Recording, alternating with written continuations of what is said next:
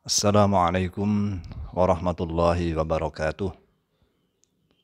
Alhamdulillahi ala ihsanih wa syukru lahu ala taufiqihi wa amtinanih wa asyhadu an la ilaha illallah wahdahu la syarika lah ta'ziman li sya'nih wa asyhadu anna Muhammadan abduhu wa rasuluh ad-da'i ila ridwanih sallallahu alaihi wa ala alihi wa ashabihi wa sallama tasliman katsira.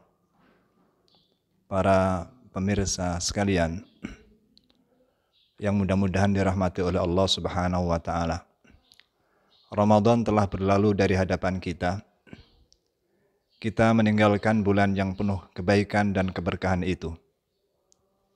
Kita mungkin telah melakukan banyak hal dan banyak usaha selama 1 bulan Ramadan tersebut.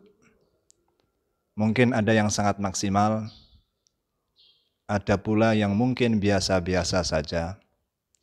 Bahkan mungkin saja ada di antara kita yang belum sempat melakukan sesuatu yang berarti selama bulan Ramadan tersebut. Tetapi Allah Subhanahu wa taala akan mencatat setiap amal perbuatan yang telah kita lakukan. Entah itu baik ataupun buruk. Dan kelak di kemudian hari, setiap orang akan dipanggil oleh Allah Subhanahu wa taala dan ditunjukkan kepadanya hasil perbuatannya selama di dunia. Allah berfirman dalam surat Ali Imran ayat 30, "Yauma tajidu kullu nafsin ma 'amilat min khairin muhdara wa ma 'amilat min su'in tawaddu law anna bainaha wa bainahu amadan ba'ida." Pada hari itu, kelak pada hari hisab, hari kiamat, setiap orang akan mendapati apa-apa yang telah dia perbuat dari amal kebaikan itu dihadirkan kepadanya. Wa ma amilat min su'in, dan apa-apa yang telah dia perbuat dari keburukan. Tawaddu law anna bainaha wa bainahu amadan ba'ida. Saat itulah manusia itu berharap agar masih ada jarak yang jauh antara dia dan hari di mana amal perbuatan itu dihisab. Dalam sebuah tafsir dengan mengutip hadis riwayat Muslim, dijelaskan bahwa pada saat itu yunadi rabbukum, Allah Subhanahu wa taala menyeru kepada para hamba pada hari hisab tersebut. Ya ibadi, wahai hamba-hambaku, innama hiya a'malukum uhsiha lakum. Sesungguhnya ini adalah hasil perbuatan kalian yang telah aku hisab, yang telah aku hitung untuk kamu sekalian. Thumma uwaffikum iyaha. Kemudian aku akan penuhi balasannya kepada kamu sekalian. Faman wajada khairan falyahmadillah. Barang siapa yang mendapati balasannya baik, maka hendaklah dia memuji kepada Allah. Wa man wajada ghaira dzalika, dan barang siapa yang mendapati hasil dan balasannya tidak seperti itu, artinya tidak baik, fala yalumanna illa nafsah, maka hendaknya dia tidak menyalahkan, dia tidak mencela kecuali dirinya sendiri. Hadis riwayat Muslim. Inilah nanti di hari akhir ketika kita semuanya akan diperlihatkan oleh Allah Subhanahu wa taala hasil-hasil apa yang telah kita lakukan di dunia, dan Allah akan memberikan balasan sesuai dengan apa yang telah kita perbuat. Pemirsa sekalian, Ramadan adalah ibarat pasar murah yang diberikan oleh Allah Subhanahu wa taala kepada kita semuanya. Yang beruntung tentu saja adalah mereka yang telah memanfaatkan kesempatan itu dengan sebaik-baiknya. Dan sebaliknya, yang merugi adalah mereka yang tidak mengambil manfaat apapun dari kesempatan emas yang telah diberikan oleh Allah Subhanahu wa taala. Para salaf saleh, yaitu orang-orang muslim terdahulu, generasi pertama umat Islam, manakala Ramadan telah berakhir, biasanya mereka merasa sedih dan cemas. Selain karena kesempatan Ramadan telah berakhir, mereka juga cemas jangan-jangan amal ibadah yang telah mereka lakukan tidak diterima oleh Allah Subhanahu wa Ta'ala. Mereka itu adalah orang-orang yang digambarkan oleh Allah Subhanahu wa Ta'ala dalam firman-Nya. Surat Al-Mu'minun ayat 60 sampai 61. Walladzina yu'tuna ma ataw wa qulubuhum wajilah annahum ila rabbihim raji'un. Dan orang-orang yang menghadirkan apa yang telah mereka kerjakan dari perbuatan-perbuatan sementara hatinya dalam keadaan takut. Annahum ila rabbihim raji'un, dan mereka bahwa kepada Tuhan mereka akan kembali. Ulaika yusari'una fil khairat. Mereka itu adalah orang-orang yang bersegera dalam hal kebaikan. Wahum laha sabiqun, dan mereka adalah orang-orang yang terdepan dalam memperoleh kebaikan. Terkait ayat ini, Siti Aisyah, istri Rasulullah SAW, sempat bertanya kepada Nabi Muhammad SAW. Qalat Aisyah radhiyallahu anha, ya Rasulullah, wahai Rasulullah, alladzina yu'tuna ma ataw wa qulubuhum wajilah. Orang-orang yang menghadirkan apa yang telah mereka perbuat, sementara hati mereka dalam keadaan takut. Ahwalladzi yasriqu wa yazni wa yashrabul khamr.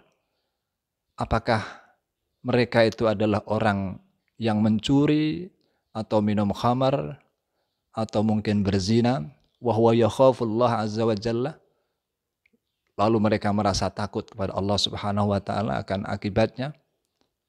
Qala, Rasulullah menjawab, la ya ibnata Siddiq. Tidak.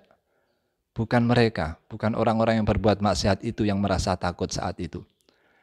Walakinnahumul ladzina yusalluna wa yasumuna wa yatasaddaqun. Tetapi orang-orang yang disinggung di dalam ayat Al-Qur'an tadi adalah orang-orang yang baik, orang-orang yang rajin salat, orang-orang yang menjalankan puasa, dan orang-orang yang gemar bersedekah dengan harta mereka. Wahum yakhafun. Tetapi mereka merasa takut. Takut apa? Yakhafuna alla yuqbala minhum. Mereka khawatir dan takut jangan-jangan amal-amal ibadah mereka, perbuatan-perbuatan mereka tidak diterima oleh Allah Subhanahu wa taala. Ini merupakan hadis riwayat Ahmad dan juga Tirmidzi dalam tafsir ayat tersebut. Karena itu para sahabat Nabi biasanya ketika setelah menjalankan ibadah di bulan Ramadan dan bertemu salah satu dengan yang lain di hari Idul Fitri, mereka biasanya mengucapkan doa. Dalam sebuah riwayat hadis disebutkan, An Jubair ibni Nufair qala kana ashabu Rasulillah sallallahu alaihi wasallam idza taqaw yaumal 'id yaqulu ba'dhum li ba'din taqabbalallahu minna wa minkum. Diriwayatkan dari Jubair bin Nufair, dia berkata, karena ashabu Rasulillah, para sahabat Rasulullah, idza iltaqau, dulu jika saling bertemu yaumal id, pada hari raya Idul Fitri, yaqulu ba'dhum li ba'd, sebagian berkata kepada yang lain, taqabbalallahu minna wa minkum. Artinya mudah-mudahan, ini adalah sebuah doa, mudah-mudahan Allah Subhanahu wa taala menerima amal ibadah dari kami dan juga dari kalian. Nah, ini adalah sebuah doa yang mencerminkan kekhawatiran. Meskipun mereka telah beribadah banyak di bulan Ramadan, tapi dengan usainya Ramadan, ada kekhawatiran jangan-jangan ibadah mereka tidak diterima oleh Allah Subhanahu wa taala. Inilah yang digambarkan dalam ayat di atas tadi dan juga sesuai dengan apa yang dilakukan oleh para sahabat pada hari Idul Fitri, yaitu saling berdoa, taqabbalallahu minna wa minkum. Mudah-mudahan Allah mengabulkan amal ibadah yang telah kita kerjakan semuanya. Nah, inilah adalah doa yang artinya semoga Allah menerima amal ibadah kita semuanya. Dan ini pencerminan kekhawatiran seorang mukmin meskipun dia telah berbuat ibadah, berbuat kebajikan, tapi tetap ada kekhawatiran jangan-jangan amal perbuatannya tidak diterima oleh Allah Subhanahu wa taala. Nah, kenapa kita harus berdoa seperti itu? Ini karena memang kita melihat dalam riwayat hadis Rasulullah Shallallahu Alaihi Wasallam, Nabi juga pernah bersabda bahwa banyak orang yang mungkin berpuasa, tetapi tidak mendapat apa-apa, tidak mendapatkan dari puasanya kecuali lapar dan dahaga. Rasulullah juga mengatakan banyak mungkin orang itu berpayah-payah dengan qiyam Ramadan, bersolat malam di waktu Ramadan, tetapi tidak mendapatkan dari solatnya kecuali capek dan tidak tidur. Dalam hadis riwayat Nasa'i dan Ibnu Majah, Rasulullah bersabda, "Rubba sha'imin laisa lahu min siyamihi illal ju'." Banyak orang berpuasa yang tidak mendapatkan dari puasanya kecuali rasa lapar. Wa rubba qa'imin laisa lahu min qiyamihi illas sahar. Dan banyak orang yang berdiri untuk sholat malam, tetapi tidak mendapatkan dari sholatnya kecuali tidak tidur. Nah, ini adalah gambaran kemungkinan yang mungkin terjadi pada kita semuanya, meskipun kita sudah berpuasa, tetapi puasa kita tidak diterima oleh Allah. Meskipun kita sudah beribadah seperti sholat tarawih dan lain sebagainya, tapi ada kemungkinan ibadah kita tidak diterima oleh Allah Subhanahu wa taala. Apa sebabnya? Mungkin bisa jadi karena niat kita salah, atau mungkin bersamaan dengan ibadah-ibadah itu kita masih melakukan hal-hal kemaksiatan yang dilarang oleh Allah Subhanahu wa taala. Karena di dalam hadis yang lain disebutkan bahwa puasa yang diterima yang akan bisa menghapus dosa-dosa kita adalah dasarnya imanan wahtisaban. Harus didasari pada keimanan, ketaatan kepada Allah, dan ihtisaban, motivasi untuk memperoleh ridho Allah Subhanahu wa taala. Seandainya dasarnya mungkin bukan imanan wahtisaban, barangkali puasa kita, sholat tarawih kita menjadi tidak diterima. Atau bisa jadi bersamaan dengan puasa dan ibadah kita masih mengerjakan hal-hal yang dilarang oleh Allah. Kita tahu bahwa puasa yang benar itu adalah harus dengan puasa seluruh anggota badan kita. Tidak sekedar meninggalkan makan dan minum dan berhubungan suami istri, tapi juga meninggalkan ucapan-ucapan kotor, perkataan bohong, perbuatan-perbuatan maksiat yang lainnya. Itulah baru yang dinamakan sebagai puasa yang sebenarnya. Karena itu dalam hadis yang lain, Rasulullah juga menyebutkan bahwa dikatakan dalam sebuah hadis riwayat Bukhari dalam kitab Al-Adabul Mufrad, dari sahabat Jabir bin Abdullah. Jabir bin Abdullah meriwayatkan anna Nabi sallallahu alaihi wasallam raqiyal mimbar. Rasulullah suatu saat naik mimbar untuk khutbah. Falamma raqiyad darajatal ula qala amin. Ketika Rasulullah naik pada satu tangga menuju mimbar tadi, tiba-tiba beliau mengatakan amin. Tsumma raqiyas tsaniyah, kemudian beliau naik ke tangga keduanya, faqala amin. Kemudian beliau juga berkata amin. Tsumma raqiyas tsalitsah faqala amin. Kemudian naik ke tangga tiga dan beliau juga mengatakan amin. Faqalu, para sahabat kemudian bertanya, "Ya Rasulullah, sami'na taqulu amin tsalatsa marrat." Kami tadi mendengar engkau mengucapkan amin 3 kali. Qala, Rasulullah kemudian menjelaskan, lamma raqitud darajatal ula, ketika saya naik tangga yang pertama, ja'ani Jibril. Jibril datang kepadaku. Faqal, kemudian Jibril mengatakan, syaqiyyun abdun adraka Ramadan fansalakha minhu wa lam yughfarulah. Sengsaralah seorang hamba yang mendapati bulan Ramadan, lalu bulan Ramadan itu berakhir, tetapi dosa-dosanya belum diampuni oleh Allah Subhanahu wa taala. Faqultu amin. Lalu aku mengucap amin. Tsumma qala.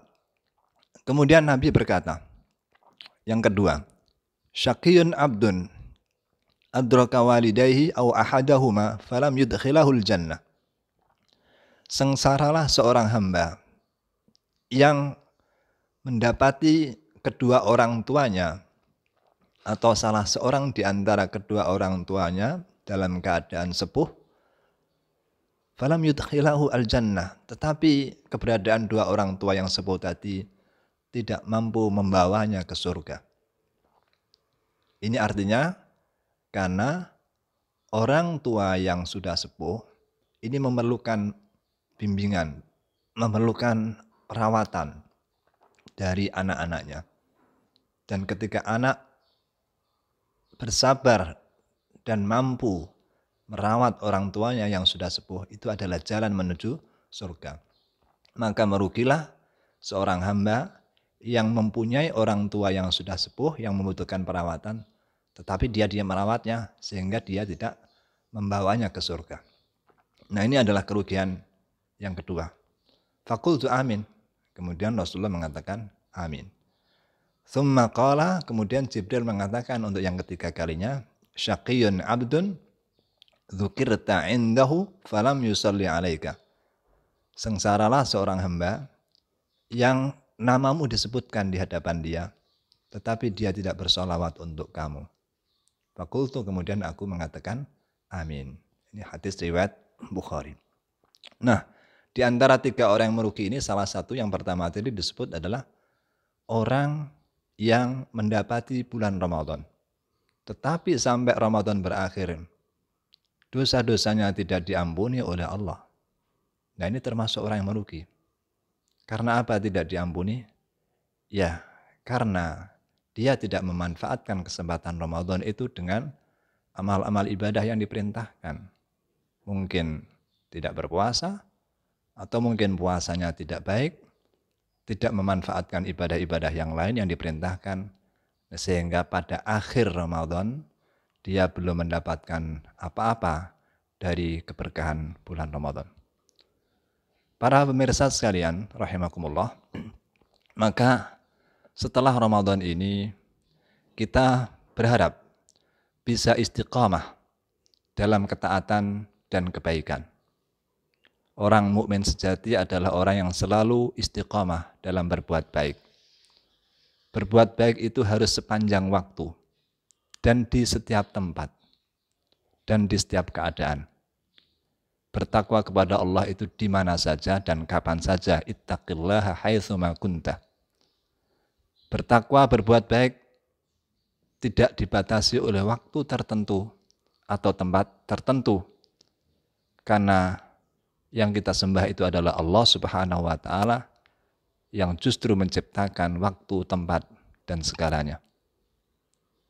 Maka menjaga ketaatan kepada Allah merupakan tanda orang yang bertakwa, yang menjadi tujuan dari perintah puasa di bulan Ramadan.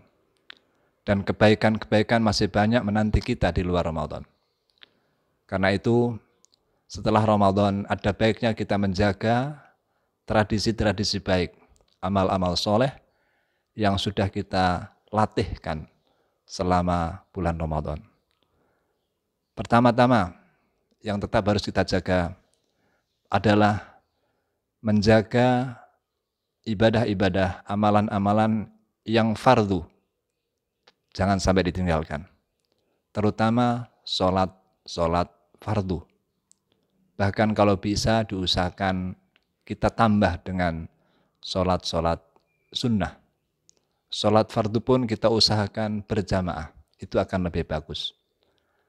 Allah berfirman dalam surat Al-Baqarah ayat 238, Hafidhu 'alas sholawati was sholatil wusta wa qumu lillahi qanitin. Jagalah sholat itu. Dan juga sholat wusta atau sholat asar. Wa qumu lillahi qanitin. Dan berdirilah untuk sholat dengan niat lillah qanitin, dalam kondisi taat kepada Allah Subhanahu wa ta'ala. Untuk sholat-sholat yang sunnah, misalnya kita baik jika melaksanakan sholat tahajud saat alih-alih atau sebagai ganti sholat taraweh di malam Ramadan. Karena sesungguhnya esensi dari sholat taraweh dan sholat tahajud adalah sama, yaitu sholat malam. Boleh dilakukan sebelum tidur, setelah isya, atau boleh dilakukan setelah kita bangun tidur di malam, di paruh kedua malam hari. Wa minal laili fatahajjat bihi nafilatan lak asa ayyab'atsaka rabbuka maqaman mahmuda. Surat Al-Isra ayat 79. Dan dari waktu malam hendaklah engkau Muhammad bangun untuk melakukan sholat sebagai kewajiban tambahan bagimu. Asa ayyab'atsaka rabbuka maqaman mahmuda. Mudah-mudahan Allah akan mengangkatmu kepada suatu makom, suatu derajat yang terpuji. Dan ini kalau Nabi memang suatu kewajiban tambahan, tapi bagi umatnya ini menjadi sebuah amalan sunnah yang baik. Bahkan di antara sholat sunnah yang paling afdol adalah sholatul lail. Disebutkan dalam sebuah hadis riwayat Muslim, afdolus sholati ba'dal faridah sholatul lail. Seutama-utamanya sholat setelah sholat fardu adalah sholat malam. Nah, ini bisa kita laksanakan sebagai lanjutan dari Qiyamu Ramadan pada bulan Ramadan. Selain sholat, kita juga baik jika aktif menjalankan puasa-puasa sunat. Yang terdekat di bulan Syawal ini mungkin adalah puasa 6 hari di bulan Syawal. Ini ibaratnya kalau kita menambah puasa 6 hari di bulan Syawal setelah 1 bulan Ramadan, ini digambarkan oleh Rasulullah sebagai puasa setahun. Dari Abi Ayyub Al-Ansari radhiyallahu anhu, anna Rasulullah sallallahu alaihi wasallam qala, bahwa Rasulullah bersabda, man shoma Ramadan, barang siapa yang berpuasa Ramadan, thumma atba'ahu sittan min Syawal, kemudian diikuti dengan 6 hari di bulan Syawal, kana kasyamid dahri, maka pahalanya seperti puasa 1 tahun. Apa hitungannya? Karena setiap kebaikan itu akan dibalas Allah 10 kali lipat. Maka kalau bulan Ramadan itu usianya 30 hari, ditambah 6 hari Syawal berarti 36. 36 hari pahalanya dikalikan 10 masing-masing hari, menjadi 360 pahala kebaikan puasa kita. 360 itu adalah usia setahun. Sehingga kalau kita berpuasa 1 bulan Ramadan ditambah 6 hari Syawal, berarti sekitar 36 hari. Kalau genap 30 Ramadannya berarti 36 hari. Dan pahalanya dikalikan 10 berarti 360. Jadi kalau kita puasa Ramadan plus 6 hari di bulan Syawal, itu adalah ibarat seperti puasa 1 tahun, karena pahalanya, imbalannya mencapai setara dengan 360 puasa. Nah, kemudian selain itu puasa-puasa yang lain juga baik, misalnya puasa Ayyamul Bid, yaitu puasa pada malam-malam terang bulan, yaitu pada tanggal 13, 14, 15 bulan-bulan Komariah. Ini juga baik jika kita mampu dan bisa melaksanakannya. Selain itu baik juga kita rutin melaksanakan puasa Senin dan Kamis. Atau kalau lebih kuat lagi dan ingin lebih banyak, bisa menjalankan puasa Daud, yaitu 1 hari puasa, 1 hari tidak puasa. 1 hari puasa, 1 hari tidak puasa. Begitu seterusnya. Nah, tentang fadilah-fadilah puasa ini, Rasulullah bersabda tentang puasa Senin Kamis ya. Qala Rasulullah sallallahu alaihi wasallam, tu'radul a'malu yaumal itsnaini wal khamis. Rasulullah bersabda bahwa perbuatan manusia itu ditampilkan, dihadapkan kepada Allah pada hari Senin dan hari Kamis. Fa uhibbu ayyuradu amali wa ana shaim. Dan kata Rasulullah, dan aku menyukai jika amal perbuatanku itu dihadapkan kepada Allah sementara aku berpuasa. Ini hadis riwayat Ahmad dan Tirmidzi, dan Albani mengatakan ini adalah hadis sahih.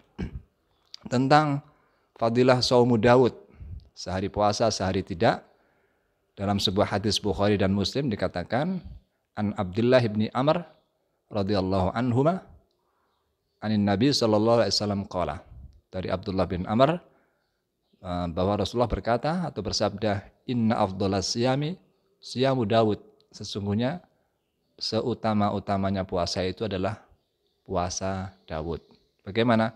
Kana yasumu yauman wa yuftiru yauman, yaitu dia Nabi Daud itu berpuasa sehari, kemudian tidak berpuasa sehari, dan begitu seterusnya.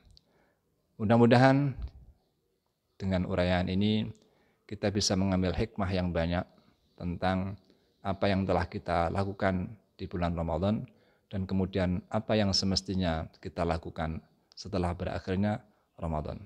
Mudah-mudahan semua amal ibadah kita diterima oleh Allah Subhanahu wa taala, dan kita dijadikan sebagai hamba-hambanya yang istiqomah dalam kebaikan, istiqomah dalam ketakwaan. Demikian, walafu minkum, wabillahi taufiq wal hidayah. Wassalamualaikum warahmatullahi wabarakatuh.